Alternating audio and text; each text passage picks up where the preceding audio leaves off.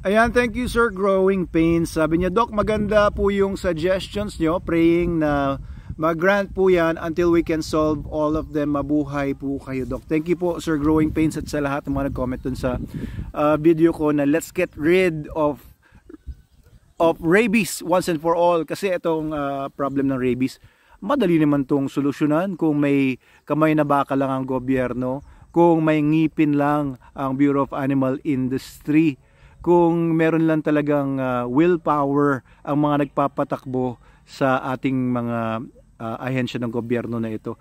Rabies has been here since time immemorial. Ang dali naman alisin yan, guys. We have the laws in place already. Yung Animal Welfare Act, yung Anti-Rabies Act. Pwede naman po talagang ipatupad yung pag-alis ng mga stray dogs sa mga kalsada. Yun lang. That's easiest, most straightforward solution. Alisin ang stray dogs sa buong Pilipinas. Madali naman yan kasi pulo-pulo naman tayo. May accountability. Bawat island group ay dapat may accountability yung mga LGUs na ipatupad nila yung pag-alis ng stray dogs sa areas nila. Kasi pag inalis nyo yung stray dogs, sinong maglilipat-lipat ng rabies virus? Pusa? May konti lang yan, pero pag nawala na yung mga aso, virtually wala na talaga. Wala na yung mga asong gala.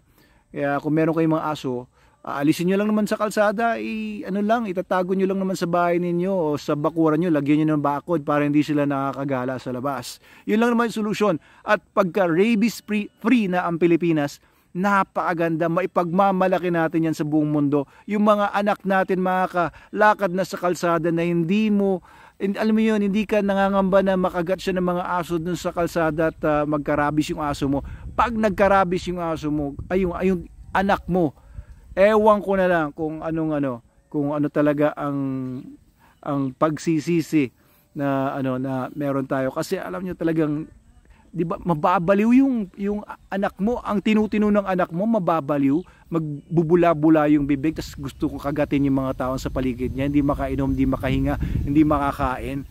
O, ilalabas ko yung re-react ako sa mga ilang videos na may mga pinapakitang biktima ng mga tao sa iba-ibang mga bansa na na apektuhan ng rabies.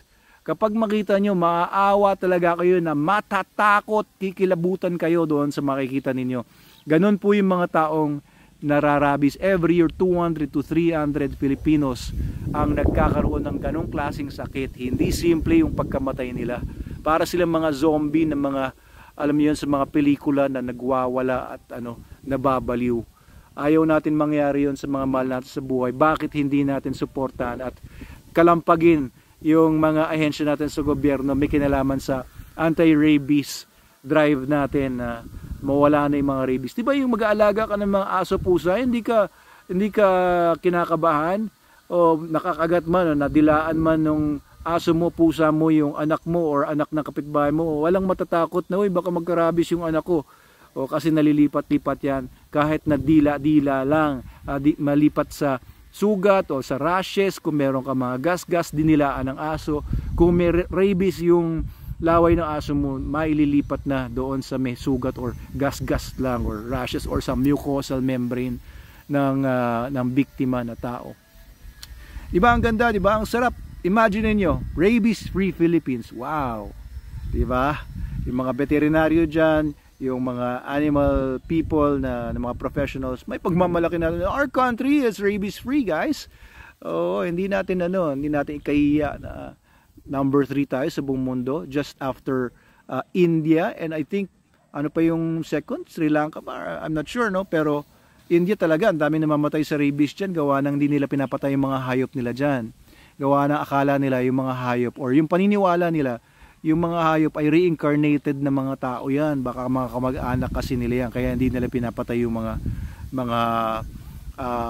hayop, di ba? Tama ba, Mr. Nobody Duty? Oo. Mekos-mekos natin yung mga rabies na yan para alisin na natin yung mga rabies sa Pilipinas. Oo, tulong-tulong tayo, guys. Kasi kung government lang aasahan natin, ewan ko kung may mangyayari. Tulungan na natin. Ano masasabi nyo? Comment below kung gusto nyong suportahan yung pagkalampag natin at support natin ang mga complementary projects para sa anti-rabies drive natin.